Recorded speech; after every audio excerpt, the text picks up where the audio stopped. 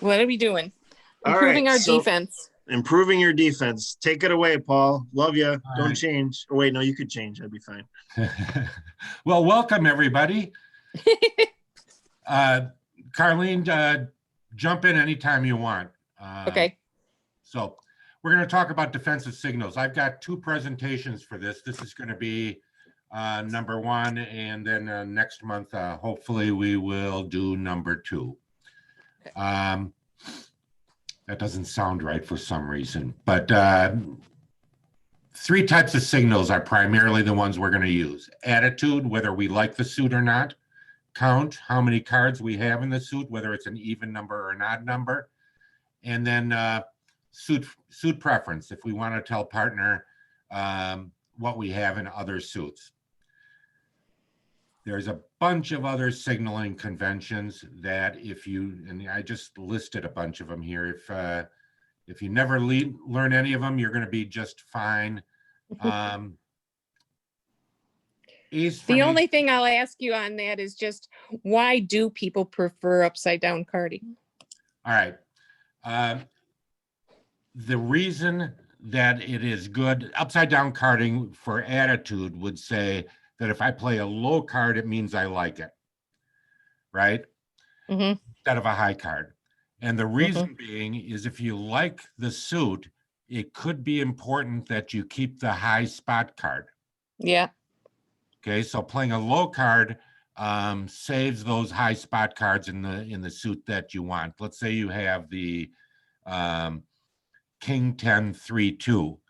Yeah. You want to signal that you like the suit. Playing the 10 could very well lose a trick in the suit. Yeah. So the idea is if you had 4-3-2 or 7-3-2, the 7 is unlikely to be an important card, whereas in a suit that you like, it's very possible that the high card could be important. Okay. It's just so counterintuitive to me, having learned it the other way, that it completely freaks me out. You know, I'm like, what are they saying? Of course, and that's why you really have to dig into all of these, because every card is so important when you play these other ones, and they mean different things. So you're right. You have to keep reminding yourself about what you're doing. The important one here is ace from ace king leads. And we all recommend the ace, although in the olden days, the king from ace king used to be the preferred method. Most everybody is leading ace from ace king now. Okay. All right. So a high card, we know, means that you like the suit, and it's the suit that you're playing it in, not some other suit. And a low card says you don't like the suit. So when do you play that? Usually you're playing attitude on partner's lead. Usually when you're discarding in a suit, you would be playing attitude. And typically, and this is on your card, you set up a partnership agreement, and most people play that attitude as the default signal if there's any question as to what it means. Right. So this is pretty straightforward. Don't pay too much attention to the auction, but partners leading the ace, and once again, it's for ace from ace king. And having listened to my previous presentations, you know partner does not lead an ace in an unsupported suit. So you can almost guarantee that partner has the king in this situation, assuming that partners also listened to my presentation and taken notes. I assume everybody's taking notes. So And everyone's watched your presentation. Right. yeah.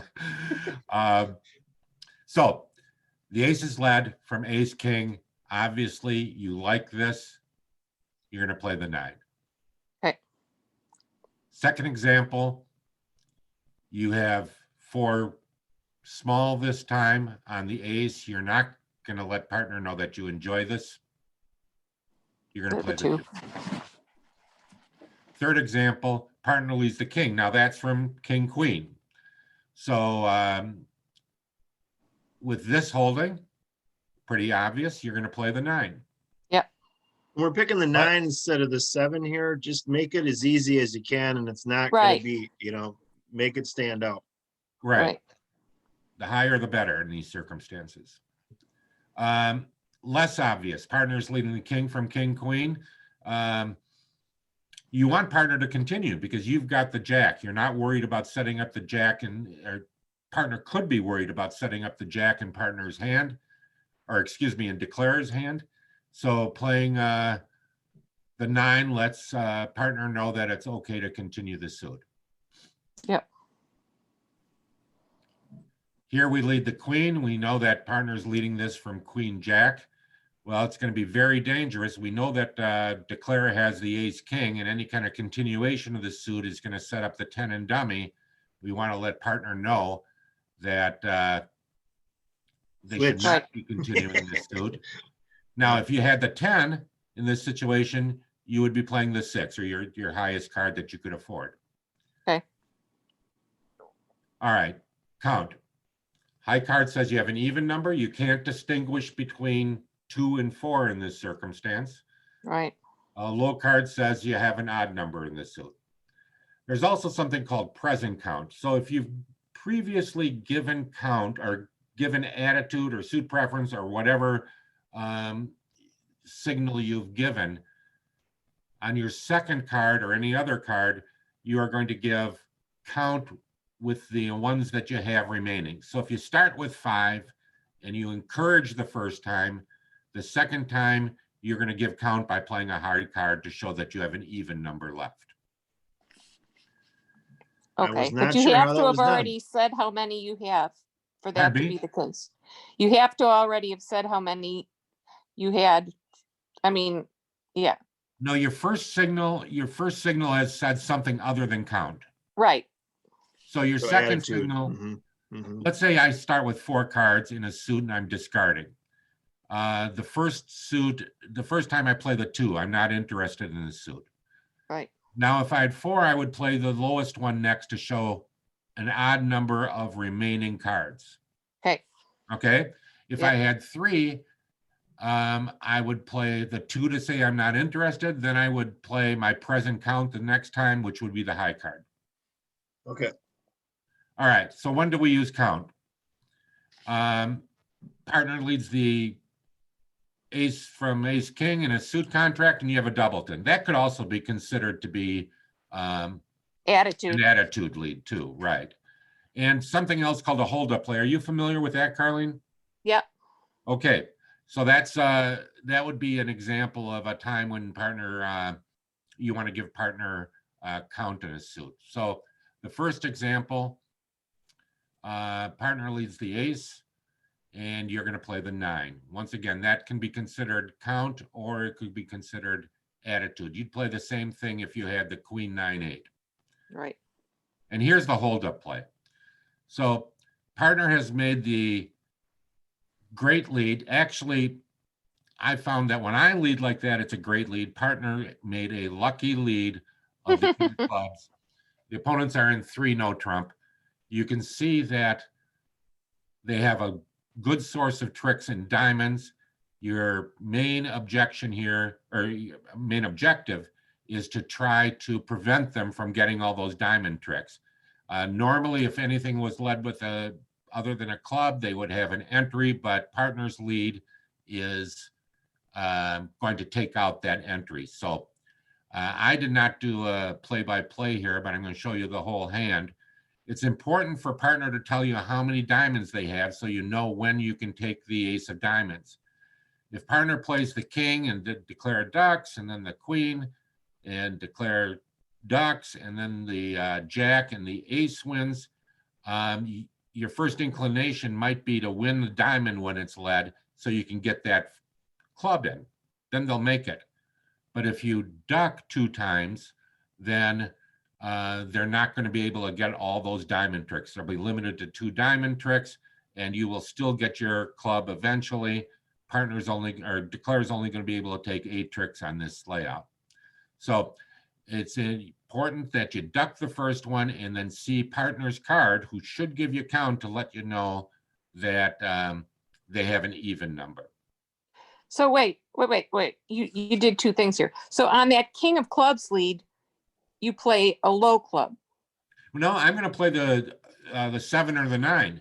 Okay. I'm going to tell partner I want them to continue. Okay. I like the king of clubs lead. Yeah, I thought you were somehow saying you didn't want to do that. So you're playing that 9, yeah. Yeah. And then they keep going. And they'll continue clubs. My second one would be the 4 to show that I have, the 7 to, nope, the 4 to show I have 3 remaining. 3 left, yeah.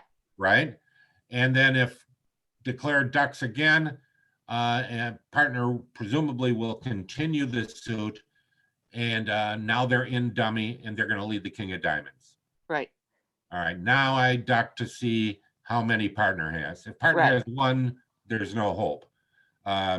So when they play the 8, I have a pretty good idea that they either have a singleton or a doubleton. If it's a singleton, like I say, we're out of luck. So, so if it's a doubleton, I wait till the 3rd round to take my diamond, and dummy is dead, sitting there with 2 good diamond tricks that declare will never get.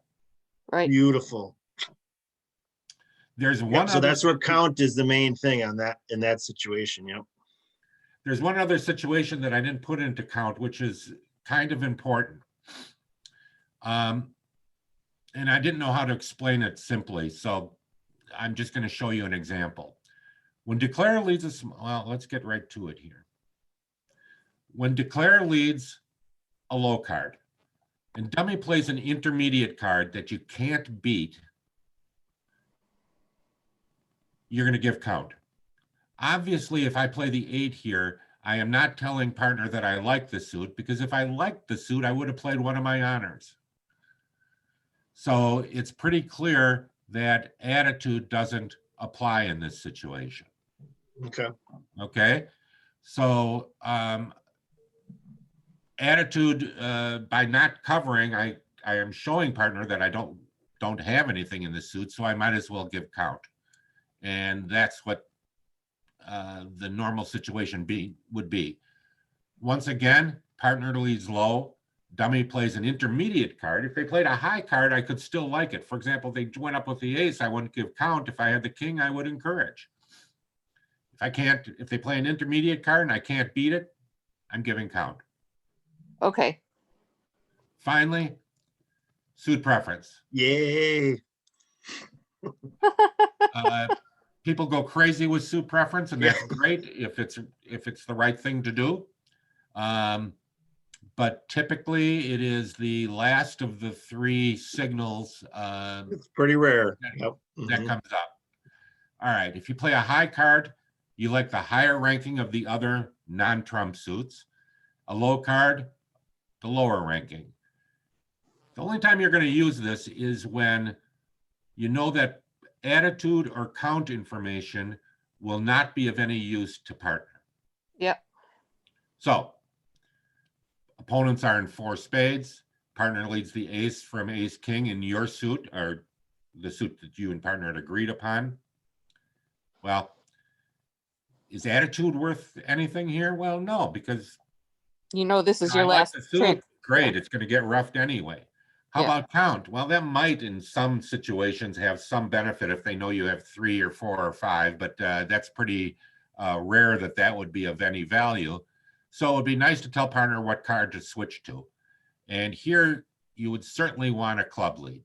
Right. So, like I say, you don't. We're going to go low. Attitude, it's not count, it's going to be suit preference, and you're going to play the deuce. Yep.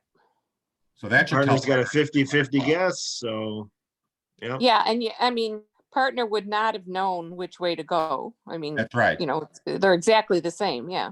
Right. So they lead the wrong suit and they can make this. So here you have an opportunity to take a heart trick, 2 clubs, and if partner has a doubleton club, you might even be able to get a club rough and actually beat this dog. So suit preference, very helpful in this situation.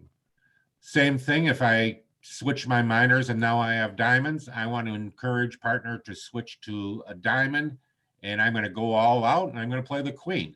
Why not? The likelihood that the queen is extremely obvious. Yep. Not give them any choices to you're right. Make it just so obvious that even my partners would understand it. And by popular demand, I'm going to stop now. All right. All right.